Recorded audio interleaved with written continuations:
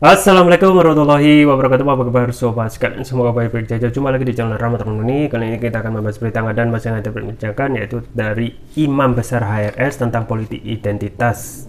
Jadi Imam Besar HRS atau Habib Rizik ya. Politik identitas itu perlu. Imam Bonjol dan Pangeran Diponegoro pakai ya. Ini sesuai yang dilansir dari portal Islam. Langsung saja kita baca dan kita ulas. Imam Besar Front Persaudaraan Islam FPI Habib Muhammad Rizik bin Hussein Shihab buka suara terkait politik identitas jelang pemilu 2024. Menurut dia, politik identitas kini mengalami pergeseran makna di masyarakat. Politik identitas selalu dijadikan tameng untuk mengkerdilkan perjuangan umat Islam.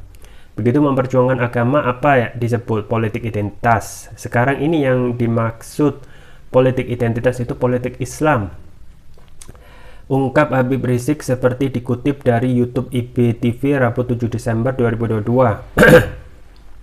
Dia menyebut saat ini politik identitas hanya diartikan sebagai gerakan politik yang berbau agama Islam. Politik identitas seolah-olah diartikan sebagai gerakan politik berbasis Islam. Yang mereka maksud politik identitas itu gerakan Islam. Gerakan Islam ini dianggap politik identitas semua. Kita ini dikerdilkan, dikucilkan, dijelek-jelekkan oleh mereka, tegasnya. Lebih lanjut, Habib Rizik menjelaskan padahal dahulu para pahlawan menggunakan politik identitas dalam memperjuangkan NKRI. Lihat Imam Bonjol berjuang pakai politik identitas, dia pakai syariat Islam. Pakaiannya juga pakaian seorang ulama, dia lawan Belanda, itu politik identitas, tegasnya. Begitu juga Pangeran Diponegoro pada saat melawan Belanda, itu juga politik identitas. Pangeran Diponegoro kita lihat dong, pakai jubah, pakai imamah, dia ulama, dia pakai baju ulamanya, berarti politik identitas, sambung dia. Habib Rizik menyebut semua partai politik juga menggunakan politik identitas. Tidak ada partai yang tak menggunakan politik identitas. Misalnya seperti Partai Demokrat yang dikenal sebagai partai nasionalis. Menurut Rizik, nasionalis juga merupakan sebuah identitas. Pakai identitas demokrasi, identitas kebangsaan, itu namanya identitas, ucap dia. Oleh karena itu, Rizik meminta pihak-pihak yang selalu menghadirkan umat Islam untuk berhenti menuduh umat Islam memainkan politik identitas. Dia juga mengajak umat Islam agar tidak melepas identitasnya sebagai orang Islam. Jangan lepaskan identitas kita Islam. Kita berkata ya, ikut ajaran Islam. Kita berbuat ya, ikut ajaran Islam. Kita membuat program ikut ajaran Islam. Kita berjuang juga demi Islam, ucapnya. Untuk diketahui, kelompok Habib Rizik memang disebut memainkan politik identitas seperti saat pemilihan gubernur Pilgub DKI Jakarta tahun 2017 silam. Habib Rizik ketika itu aktif mendemo Basuki Cahayapurnama alias Ahok agar dipenjara karena telah menistakan agama. Ia juga mengimbau agar umat Islam tidak memilih pemimpin kafir atau non-muslim. Ya itu ya sobat sekalian, tentang politik identitas yang lebih cenderung diartikan sebagai gerakan Islam. Gerakan Islam dianggap politik identitas semua. Jadi apa yang disampaikan Habib Rizik adalah bentuk pencerahan kepada kita untuk ya kita kita memang perlu ya untuk identitas, dan identitas itu kan menjadi melengket dari setiap individu personal masing-masing ya, termasuk juga partai, termasuk juga kelompok dan lain sebagainya. Misalnya yang dicontohkan oleh Habib Rizik itu yang para pendahulu, yaitu para pahlawan nasional, misalnya Imam Bonjol itu mempunyai politik identitas ya, politik identitas Islam ya, kemudian juga memakai sorban, memakai ulama, juga melakukan ya amar ma'ruf nahi mungkar. Kemudian juga sama seperti Pangeran Diponegoro, sama ya, juga mempunyai politik identitas. Jadi tidak ada seseorang pun yang hidup di dunia ini itu yang tidak memiliki identitas. Nah kadang politik setiap stigma ya, label itu kadang dilabeli untuk menjadikan sesuatu hal itu menjadi buruk ya, termasuk juga politik identitas. Bahkan Anies juga dijadikan bapak politik identitas. Dan politik identitas itu menurut pengertian mereka adalah politik yang berbau agama Islam, gerakan politik yang berbau agama Islam. Artinya ini adalah ingin mengerdilkan, ingin menjadikan stigma negatif bahwasanya jangan pernah bersinggungan dengan Islam. Ini aneh ya. Ini adalah suatu pandangan sekuler yang sifatnya benar-benar ekstrim ya. Karena kita sebagai umat muslim ya, sebagai manusia pada umumnya, pertama mempunyai identitas. Kemudian mayoritas kita adalah orang Islam terbesar di dunia, otomatis identitas mayoritas itu adalah Islam, termasuk juga kalau mempunyai agama yang lain ya. Nah, dalam artian ini adalah cara ya yang sering dihembuskan oleh kaum sekuler agar alergi terhadap agama dan alergi supaya Islam itu tidak usah disangkut pautkan dengan politik. Nah, ini bahaya ya. Jadi politik yang seharusnya baik ya, itu pertama dibusukkan pun juga dilabeli dengan stigma negatif ya, ditambah lagi dengan politik identitas. Kita ketahui ya, politik yang harusnya kita pahami adalah politik yang sifatnya positif. Jadi bukan hanya mendapatkan kekuasaan ya, kemudian memerintah dan lain sebagainya, tapi politik dalam arti yang sering disampaikan oleh ulama adalah mengurusi urusan umat. Jadi kita turun ya, kita masuk dalam partai politik, masuk dan berjuang dalam partai politik itu dalam rangka untuk mengurusi urusan umat.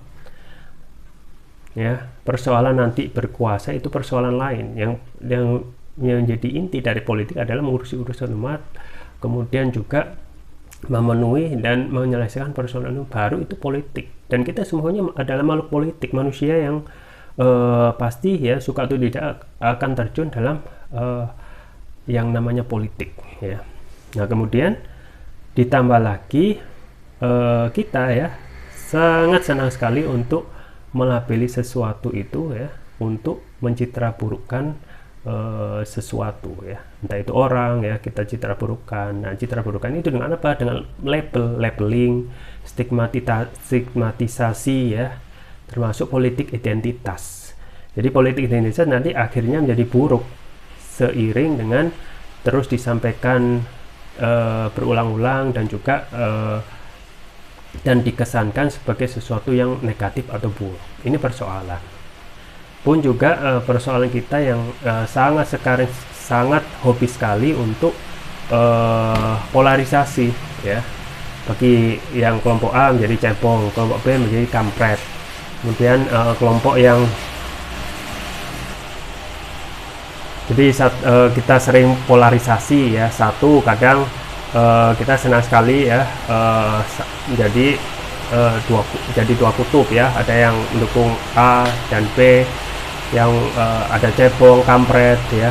Kemudian bagi yang mempunyai sosok ya yang agamis, di stigmatisasi sebagai kadrun dan lain sebagainya ya. Jadi kita itu kadang tidak maju-maju karena hal seperti ini, hal-hal sepele seperti ini, suka melakukan stigmatisasi, labelisasi ya, dan lain sebagainya. Padahal kalau kita melihat politik di luar negeri itu lebih sifatnya pencerahan ya, mencerdaskan ya, menyampaikan ya argumen argumentasi, ide, gagasan untuk memberikan pencerahan kepada publik. Nah, memang kadang memang ini perlu pembiasaan dan juga perlu teladan dari para pemangku kebijakan, dan terutama juga perlu ya kita ya mengingatkan kepada para buzzer-buzzer yang sering sekali ya terus menerus ya menaikkan tensi politik ini dengan terus melakukan labeling ya, labeling seseorang dengan kadrun ya, kemudian juga cebong, kampret dan lain sebagainya, termasuk juga kata ya orang yang bersentuhan dengan agama langsung di labeli dengan sesuatu yang negatif, misalnya radikal. Nah, padahal ya kembali lagi ya, kita harus tahu ya asal kata tersebut ya. Kalau kita radikal adalah sesuai dengan akar ya, akar kan bagus, no? Hal positif. Jadi dahulu itu radikal ya, pada zaman Bung Karno ya, kita harus memiliki partai yang sifatnya radikal ya. Dulu itu sifatnya positif, tetapi semakin kesini ya, dengan adanya stigmatisasi ya, radikal itu seakan sesuatu yang buruk ya. Jadi orang yang ingin menjalankan Islam dengan benar ya, ingin menerapkan Islam secara menyeluruh kafah ya, jadi orang soleh itu salah satu hal yang untuk mencitra burukan yaitu labeling, yaitu dengan disematkan kata radikal ya. Jadi kita harus sadar ya bahwasanya untuk radikal itu sebenarnya mempunyai istilah yang positif sesuai dengan akar ya. Misalnya kita orang radikal sesuai dengan akar, ekonom radikal. Jadi ekonom kita itu ya berdasar sampai mendalam, sampai mengakar. Nah, itu kan sesuatu yang positif, yang bagus, yang harusnya tidak perlu kita khawatirkan. Nah, tapi kadang ya, kadang semua label ya, stigmatisasi itu digoreng oleh para buzzer dan juga diamini oleh para pendukung istana ya, menjadikan ya kebiasaan untuk labeling kita itu menjadi sesuatu yang menyenangkan dan dilakukan terus menerus. Jadi satu hal yang tidak pernah bisa membuat kita itu maju ya ini ya, kita saling caci maki ya, saling labeling ya, padahal terhadap sesama anak bangsa. Kalau kita melihat politik di luar negeri itu sudah bicara sesuatu yang maju ya, sudah membicarakan suatu gagasan, ide. Jadi pantas misalnya kita itu ya, di satu sisi orang di luar sana itu sudah menginjak-injak bulan, kita masih berputar-putar masalah istilah labeling radikal, cebong, kampret, kadron, politik identitas. Jadi satu hal yang perlu ya kita biasakan adalah lebih ya, harus kita tekankan lebih memberikan pencerahan kepada publik dan stop terkait labeling ya. Untuk politik identitas misalnya, kita ketahui kita harus jujur tulus bahwasanya semua orang yang hidup di dunia ini, termasuk di negeri ini, di Indonesia, itu punya identitas agama, punya identitas arus kanan atau arus kiri ya, atau apa namanya, termasuk untuk labeling terkait radikal itu sebenarnya bagus.